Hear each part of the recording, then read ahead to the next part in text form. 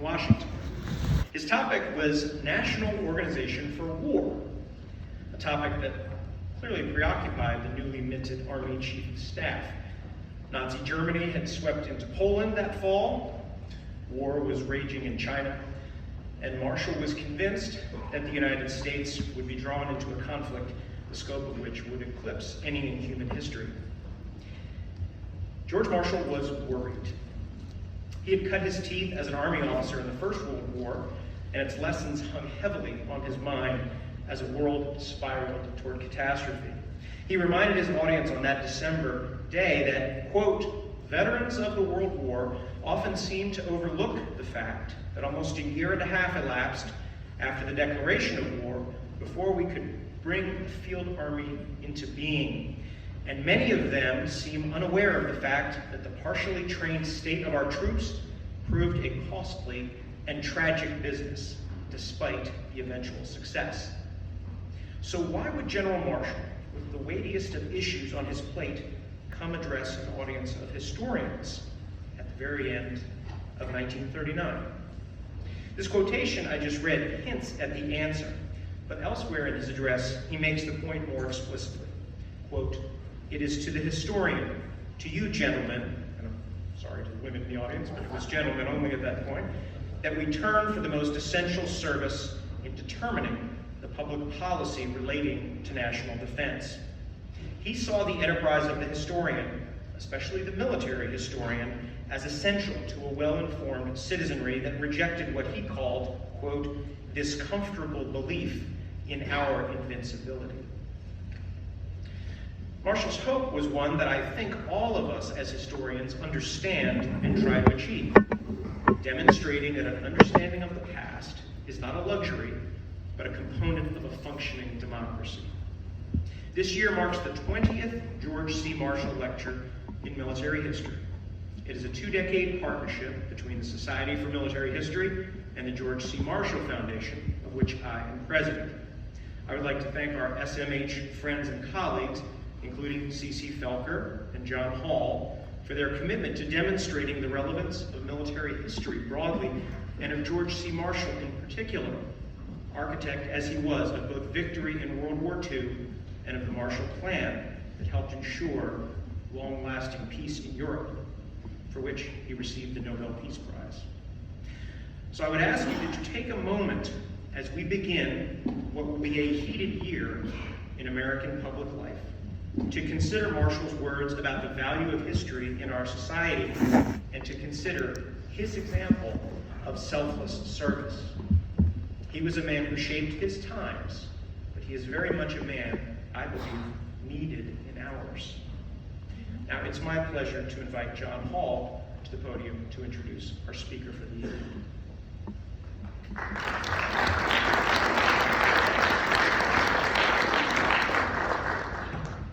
Thank you very much, Paul. Thanks to the AHA, and thank you to all of you for being here this evening. H.R. McMaster is the Fuad and Michelle Adjani Senior Fellow at the Hoover Institution and Stanford University. He is also the Bernard and Susan Leotow Visiting Fellow at the Freeman Spogli Institute for International Studies and lecturer in management at the Stanford School of Business. H.R. was the 26th Assistant to the President for National Security Affairs. He served as a commissioned officer in the United States Army for 34 years before retiring as a Lieutenant General in June 2018. From 2014 to 2017, McMaster designed the future Army as the Director of the Army Capabilities Integration Center and Deputy Commander of the U.S. Army Training and Doctrine Command.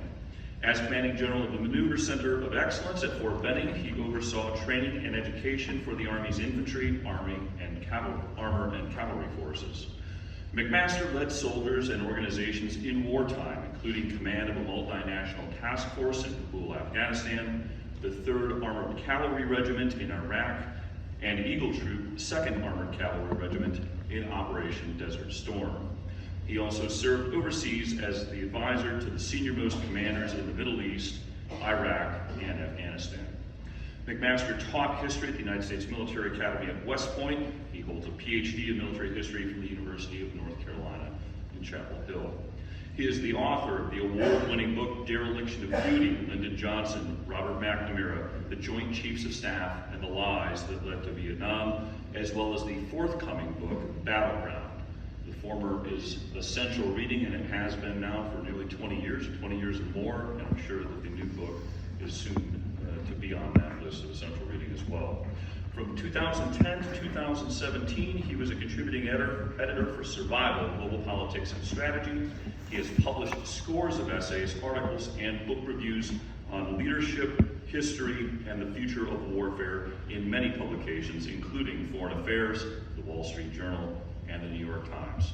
So it is my distinct honor and privilege to introduce to you our 2020 George C. Marshall Lecturer, H.R. McMaster.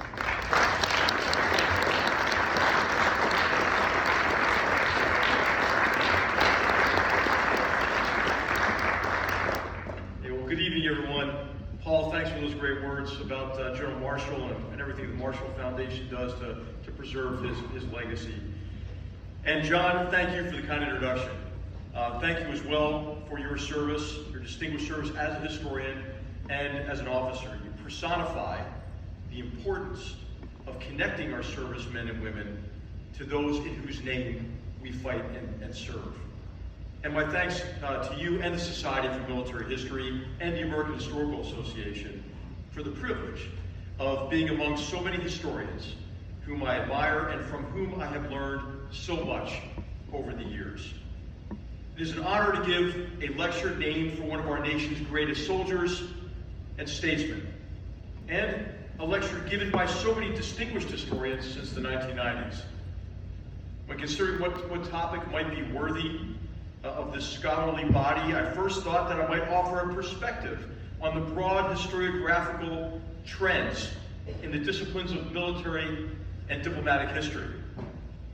But having returned to the Academy only recently, after many years of military service, I'm catching up with the latest scholarship as I write a book broad in scope, probably too broad in scope, a book that aims to make clear how an interdisciplinary inquiry into the past is essential to understanding the present and contemplating the future.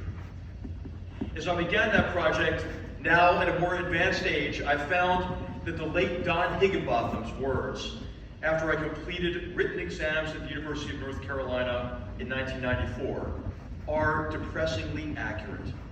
He said, "Congratulations, HR, you now know more history than you will ever know." What a fine historian and fine man with a great sense of humor. By the way, psychologists tell us that a sense of humor is a sign of empathy. Empathy, I believe, is a quality essential, not only for historians, but also for statesmen and military leaders. More on that in a minute, so I will leave the historiographical analysis to the career historians gathered here, and instead offer a few thoughts on the value of the historical perspective in national security decision-making and the development of foreign policy and national security strategy. I hope to demonstrate that military and diplomatic history are essential to strategic competence. That is, our ability to integrate elements of national power and the efforts of like-minded partners to advance and protect America's vital interests. I will argue that since the end of the Cold War, our strategic competence has eroded. It has eroded in large measure due to the loss of historical perspective and a lack of appreciation for what the insightful historian Zachary Shore calls strategic empathy. Strategic empathy, Shore explains in his book, A Sense of the Enemy, is an appreciation for how historical memory, emotion, and aspiration drive and constrain the other, especially rivals, adversaries, and enemies. Because we are often deficient in empathy, we succumb to what we might call strategic narcissism, a tendency to define crucial challenges and opportunities mainly in relation to what we want to achieve without due attention to the agency that the other or others exercise over the future course of events. Strategic narcissism manifests itself in wishful thinking, willful ignorance, and ultimately self-delusion. Self-delusion is often the cause of policies and strategies based on what the purveyor prefers rather than what the situation demands. Those policies and strategies often rest on implicit, flawed assumptions. Assumptions that go unchallenged due to a lack of historical perspective and understanding. In the first 2 decades of this century, strategic narcissism has resulted in unnecessary costs and difficulties in wars. It has also diminished America's ability to compete effectively short of war. On Friday, for February 17th, 2017, I was in my hometown of Philadelphia on the way to the Foreign Policy Research Institute, or FPRI, a small but I think mighty think tank. By the way, I hope you will join me in wishing the Eagles, who are playing the Seahawks now, a righteous victory. I know that Paul does. The purpose of the visit to FPRI was to discuss the findings of the study I commissioned on Russia's annexation of Crimea and invasion of Ukraine in 2014. My job was to design the future army, and I thought it was important to understand how Russia combined conventional and unconventional military capabilities, along with cyber attacks and information warfare, what we were calling Russian New Generation Warfare. The study used an interdisciplinary inquiry into recent history to recommend improvements in the future Army's ability to deter and, if necessary, defeat any forces that employed similar capabilities against the United States or our allies. We modeled the effort on General Don Starry's study of the 1973 Arab-Israeli War. Starry's findings helped drive a renaissance in doctrine, education, organization, and training in the post-Vietnam War Army. When I taught military history at West Point, I learned from Bob Doty, Jen Kiesling, Con Crane, and other former colleagues in the Department of History that the old saying, the military is always prepared to fight the last war, is incorrect. Militaries that encounter the greatest difficulties at the onset of war are those that neglected their most recent experience or studied them only superficially. On this point, see Robert Doty's book, Breaking Point, Eugenia Kiesling's book, Army Against Hitler, or Conrad Crane's long essay, Avoiding Vietnam.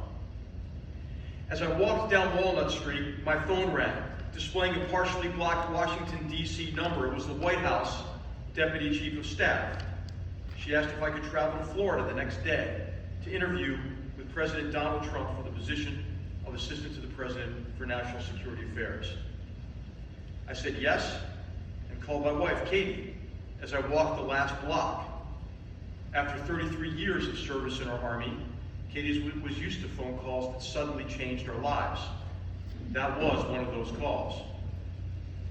Serving as National Security Advisor, I thought, might give me an opportunity to help a new administration challenge assumptions and put sound policies and strategies in place to close gaps between reality overseas and fantasy in Washington.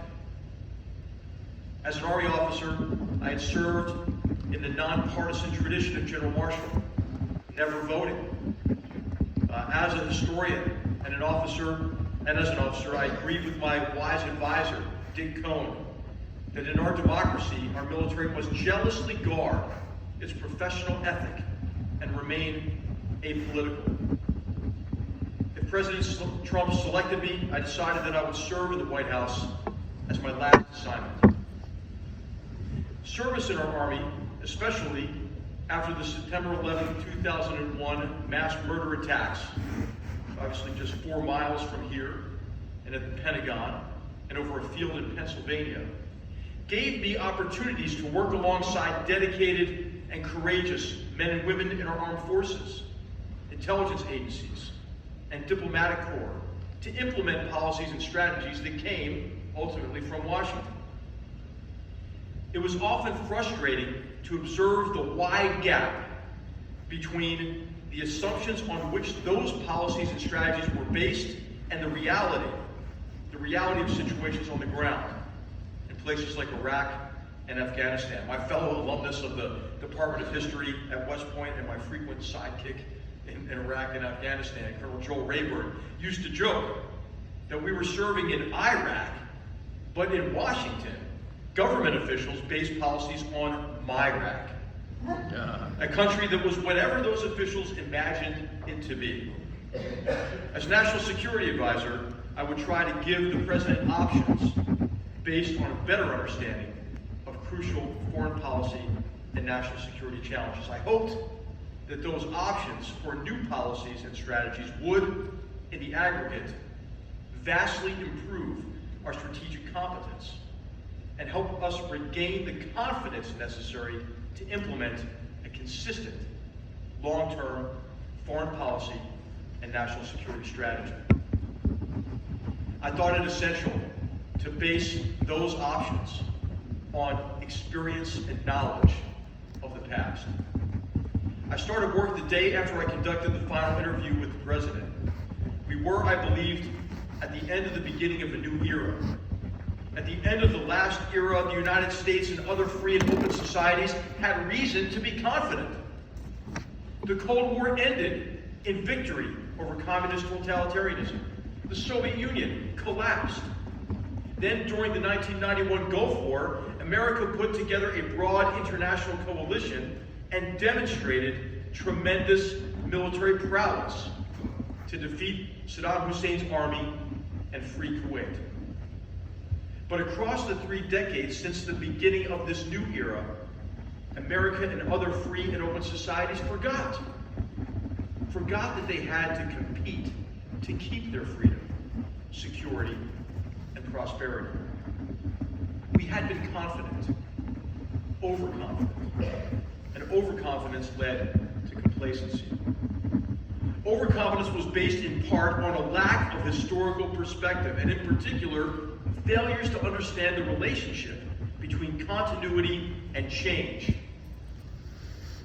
Nearly 90 years ago, the historian Carl Becker, in his presidential address at the convention of the American Historical Association, observed that memory of past and anticipation of future events work together, go hand in hand in a friendly way without disputing over priority and leadership. As Mr. Everyman in Becker's famous address, Everyman and Historian, I have my own memory of things and done that led to an erosion of strategic empathy and an increasingly narcissistic approach to policy and strategy. Just over 30 years ago, I was serving in the 2nd Armored Cavalry Regiment. Our regiment patrolled the East German border near Coburg, the town where Martin Luther translated the Bible into German in the 16th century. The Iron Curtain was really an iron complex. It was a formidable system, but it was artificial. And on November 9th, 1989, it collapsed. Our scouts watched as guards stepped aside and threw open the gates. Hundreds, then thousands, then tens of thousands of East Germans flooded across. The scouts from Eagle Troop on patrol that day were hugged and showered with bouquets of flowers and bottles of wine. There were tears of joy. Meanwhile, Berliners celebrated and chipped away at the wall. We watched as the East German government withered away. The Soviet Union collapsed. America and our allies had won the Cold War. Then came a hot war, far away from the Iron Curtain. In 1989, Saddam's first decade as dictator was coming to a close. He should have been fatigued. In 1980, he had started a disastrous 8-year war with Iran that killed over 600,000 people. Since seizing power in 1979, he'd employed a Stalinist model of repression. He would go on to murder approximately 1 million more of his own people. But in 1990, Saddam felt more underappreciated than fatigued. Had he not defended the Sunni Muslim and Arab world against the scourge of Iran's Shia Islamist revolution? Did not Kuwait, Saudi Arabia, and other Arab states owe him a debt of gratitude and cash to pay off his war debts? On August 2nd, 1990, the first of over 300,000 Iraqi troops poured into Kuwait to make that small but wealthy nation Saddam's 19th province. President George H.W. Bush and his team got a coalition of 35 nations to agree that the annexation would not stand. Those same troopers who were patrolling the east-west German border in November 1989 arrived in Saudi Arabia just after German reunification day, almost exactly 1 year after they watched the Iron Curtain part. 3 months later, Eagle Troop of the 2nd Cavalry Regiment led the so-called Left Hook to crush Saddam's Republican Guard and kick the door open to Kuwait with a blow from the Western Desert. On 26 November 1991, the 136 cavalry troopers, equipped with 9 Abrams tanks and 12 Bradley fighting vehicles, conducted a 4-kilometer-long assault against the defending brigade of the Republican Guard, which had the mission of halting our advance. Despite the enemy's reverse slope defense that included prepared positions and minefields, Eagle Troop destroyed the much larger enemy force in 23 minutes. The troop took no casualties. Our fight was a lopsided victory in a larger battle and a war that were lopsided victories. It was then, in the 1990s, flushed with victories in the Cold War and the Gulf War, that American leaders became complacent, developed a flawed vision of future war, and lost their competitive edge in foreign affairs. Over-optimism and a bias toward change over continuity inspired 3 flawed assumptions about the new post-Cold War era. First, many accepted the thesis that the West's victory in the Cold War was the end of history. Western liberal democracy would prevail as the final form of human government. The primacy of free and open societies over authoritarian and closed societies, and free market capitalism over authoritarian, closed economic systems was guaranteed. Ideological competition was over. Second, many assumed that old rules of international relations and competition were no longer relevant in what President George H.W. Bush hoped would be a new world order.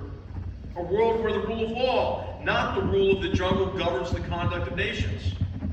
The condominium of nations would work together to solve the world's most pressing problems. Great power competition was passé. Third, many assumed that American military prowess demonstrated during the 1991 Persian Gulf War manifested a revolution in military affairs, or RMA, that would allow the U.S. military to achieve full spectrum dominance over any potential enemy. If any adversary had the temerity to challenge us, we would win future wars quickly, cheaply, and efficiently. Military competition was over. Those 3 assumptions underpinned American policies and strategies that were over-optimistic. Over-optimism led to hubris. Hubris is, of course, an ancient Greek term defined as extreme pride that leads to overconfidence and also often results in misfortune. In Greek tragedies, the hero vainly attempts to transcend human limits and does not listen to warnings that portend disaster. Consider this from the preface of President Bill Clinton's December 2000 National Security Strategy. As we enter the new millennium, we are blessed to be citizens of a country enjoying record prosperity, with no deep divisions at home, no overriding external threats abroad, and history's most powerful military. Americans of earlier eras may have hoped one day to live in a nation that could claim just one of these blessings. Probably few expected to experience them all. Fewer still, all at once. At the turn of the century, we were set up. We were set up for a Greek tragedy. U.S. leaders failed to appreciate that the Gulf War seemed easy mainly because of Saddam Hussein's ineptitude and a narrowly circumscribed political objective: return Kuwait to the status quo ante. Meanwhile, as Conrad Crane observed, our enemies and adversaries learned that there are two ways to fight the United States: asymmetrically or stupidly. Al-Qaeda chose the former. And on September 11th, 2001, 19 terrorists used box cutters and airplanes to commit a mass murder attack that took the lives of nearly 3,000 innocents and inflicted trillions of dollars of losses on the American economy. Leaders failed to appreciate that the RMA was a setup for the unanticipated length and difficulty of wars in Iraq and Afghanistan. While the question of whether or not the United States should have invaded Iraq in 2003 is often debated, I believe that it is more fruitful to debate the question of who the heck thought it would be easy and why. After 9/11, American leaders received more warnings and that triumphs in the Cold War and the Gulf War had left them overly optimistic about this new world order. But America remained overconfident and complacent as Russia, under Vladimir Putin, took aggressive action in the Baltics, such as the 2007 denial of service attacks against Estonia and subsequently the invasion of Georgia in 2008. Leaders were still overconfident when the financial crisis struck, reducing faith in capitalism and emboldening China to promote more aggressively an alternative model of authoritarian state capitalism. But the financial crisis and the unanticipated length and difficulty and cost of the wars in Afghanistan and Iraq was eroding confidence. Then, as a new administration took office in 2009, the emotional impetus behind foreign policy shifted dramatically from hubris to resignation. In December 2009, President Barack Obama announced the withdrawal of U.S. forces in Afghanistan, even as additional troops were deploying.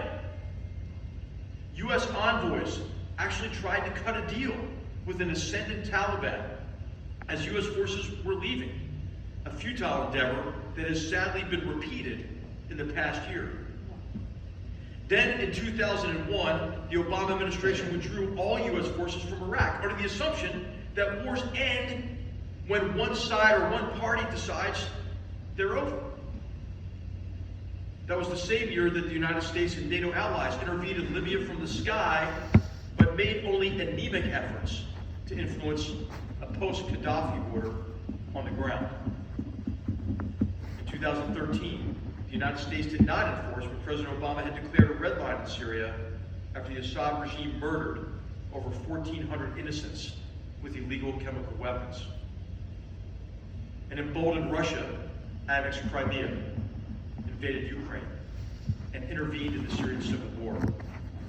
China accelerated reclamation efforts in the South China Sea.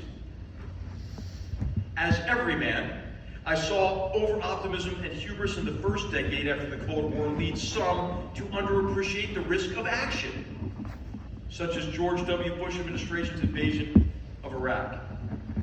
Then, I witnessed pessimism and resignation after 2008 lead the Barack Obama administration to underappreciate the risk of inaction. And in the past year, I watched as President Trump announced a halting withdrawal from Syria and the intention to withdraw from Afghanistan under the flawed assumption that so-called endless wars end when one party disengages. In the past several days, many have expressed concern about how the killing of terrorist commander Qasem Soleimani risked escalation, without mention of how its terrorist leaders' impunity, Iran's terrorist leaders' impunity, allowed the supreme leader and the Quds Force to escalate its 4-decade-long proxy war against the United States on their own terms. Strategic narcissism is not a partisan affliction. Today, it seems clear that leaders in both political parties who call for ending endless wars lack the confidence to implement a consistent, long-term foreign policy based neither on hubris nor resignation. Since the end of the Cold War, both political parties suffered from this common conceit. Strategic narcissism is the tendency to view the world only in relation to the United States, engage in wishful thinking, and underappreciate the agency that rivals, adversaries, and enemies exercise over the future course of events. It is an affliction that produces strategies disconnected from reality and fails to recognize that foreign relations and national security are interactive and competitive. That is why the historian's role is more important than ever, especially in educating those who make and influence policy.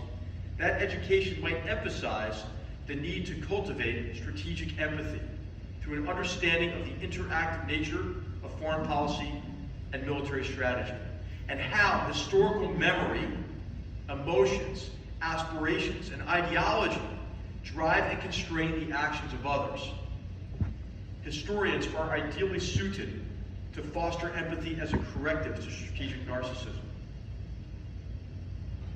I understand the reluctance of our profession to engage in the issues of today or to predict the outcomes or outlines of the future.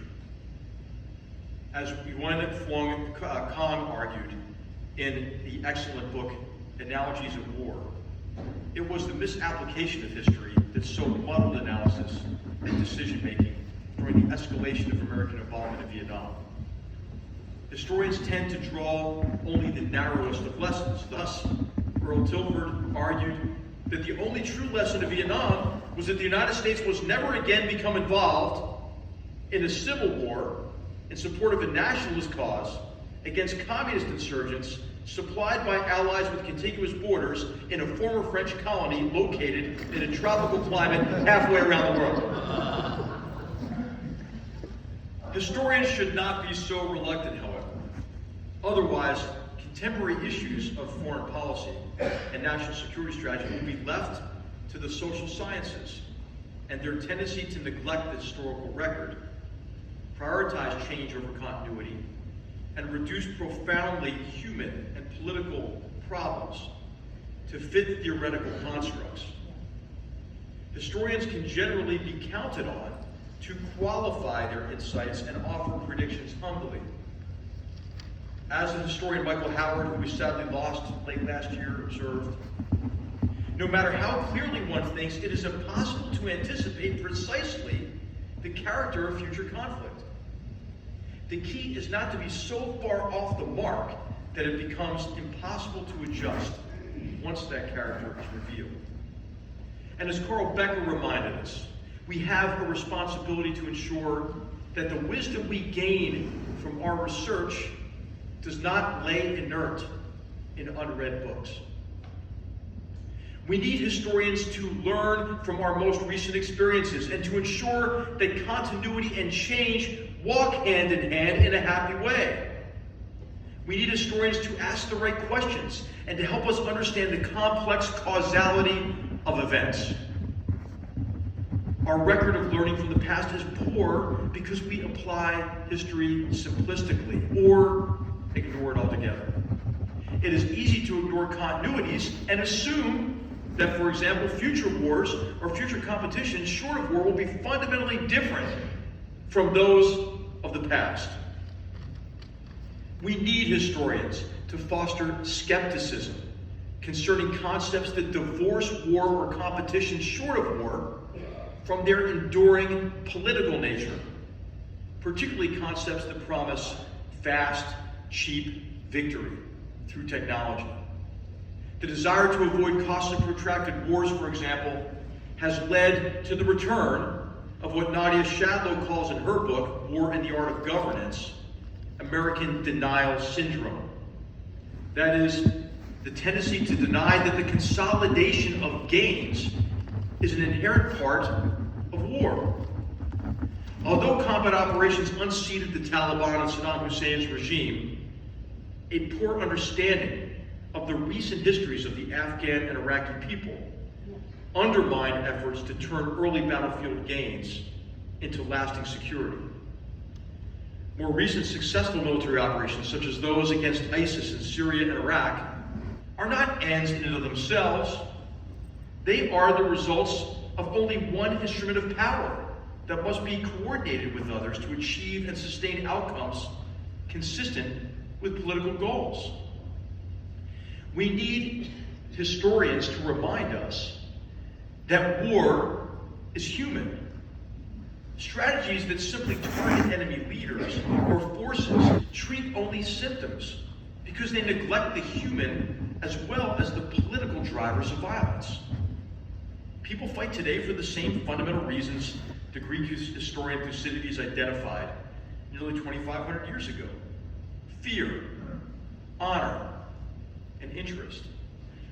We need historians to remind us that war is uncertain because it is political and human, and because it is interactive. Neither the future course of events nor enemies will conform to announcements of our linear plans, such as declaring the timeline for withdrawal forces years in advance. We must be open to change and adapt. As Professor Hugh Strachan observed, one sort of war can turn into another, as the wars in Afghanistan and Iraq have across nearly 2 decades. We need historians to help us sustain our will to compete. Because history is a public discipline, historians are well positioned, uniquely positioned, to developing strategic empathy, not only among policymakers, diplomats, intelligence professionals, and military officers, but also for Mr. Everyman and Ms. Everywoman, our fellow citizens. As General Marshall observed in his address to this gathering that Paul mentioned in 1939, in our democracy, where the government is truly an agent of the popular will, foreign policy and military policy are dependent on public opinion. And our policies and strategies will be as good or bad as the public is well informed or poorly informed regarding the factors that bear on the subject. Historians might help Americans listen more closely to each other. As historians learn from one another, we might set an example that helps restore a degree of nonpartisanship and civility to our discourse over foreign policy and national security. We might help foster among our fellow Americans a general understanding of America's role in the world, a role defined neither by hubris nor resignation. A general understanding of America's role in the world is important because war and competition short of war, such as defeating Russian New Generation warfare or the Chinese Communist Party's sophisticated strategy of co-option, coercion, and concealment, are fundamentally contests of will. It is unrealistic to assume that the United States can compete effectively abroad while here at home, identity politics interacts with new forms of populism, divides Americans, and saps confidence in democratic principles, institutions, and processes. If we lack self-respect, how can we possess the confidence necessary to fight effectively in war or implement a competitive foreign policy? Historians might review curricula to give at least equal time to what unites Americans and our allies, especially commitment to our democratic principles. And while keeping in mind the need for self-criticism, historians might also help their fellow